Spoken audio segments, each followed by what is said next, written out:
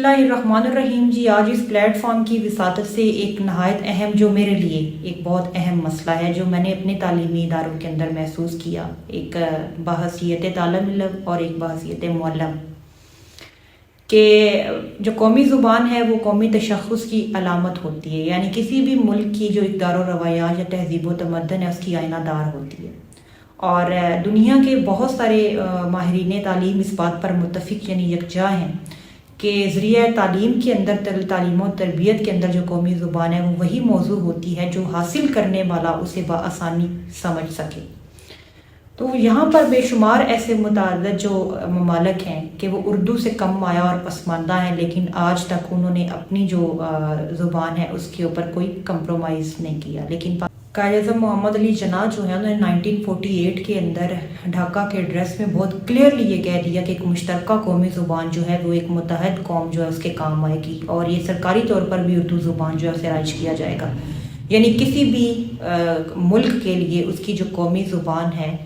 وہ اس کے اقدار و روایات یا جو تہذیب ہے اس کی وہ آئینہ دار ہوتی ہے۔ ہم جاپان کی مثال لے لیتے ہیں جس کے اندر مالیاتی نظام اور جس کے اندر اکنامکلی آج یورپ اور امریکہ جو ہے اس سے خائف نظر آتا ہے۔ آج ہم چین کو دیکھ لیتے ہیں کہ سامراجی جو قوتیں ہیں ان کی آنکھوں میں آنکھیں ڈال کر اس نے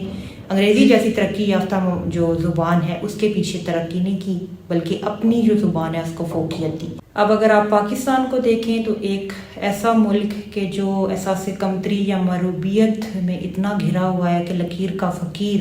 کہ آج بھی دور غلامی جو ہے اس کے اندر انگریزی اس کو ہی ذریعہ تعلیم سمجھ کے سینے سے لگائے بیٹھے۔ یعنی آج ہمارے اداروں کے اندر بچے کی وہ حالت ہے کہ نہ تو وہ صحیح طور پر اردو سمجھ رہا ہے، نہ وہ صحیح طور پر انگلش سمجھ رہا ہے۔ یعنی وہ تنازع کے اندر اس حد تک گھر چکا ہے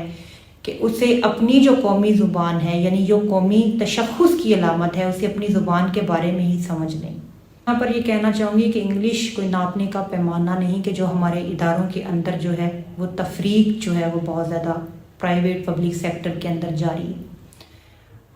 جو اردو ہے وہ ایک مشترکہ قومی اثاثہ ہے اور اس وقت قومی رابطے کے طور پر اسے تسلیم کیا جائے۔ آج ہمارے ادارے کے اندر جو ہے وہ ایک بچہ JS مل کو پڑھتا ہے لیکن حضرت امام حسین کو نہیں جانتا، وہ کارل مارکس کی تھیوریز کو پڑھتا ہے لیکن انبیاء کرام کے جو حیات کے نمونے ہیں ان کو اس سوسائٹی میں امپلیمنٹ نہیں کر سکتا۔ یعنی اس کی ڈگری کا ہدف کیا ہے، اس کا مقصد کیا ہے، اس کو اپنی صحیح ڈائریکشن جو ہے یا وہی کلیئر نہیں ہو پا رہی کہ بیسیکلی اس نے کرنا کیا ہے۔ تو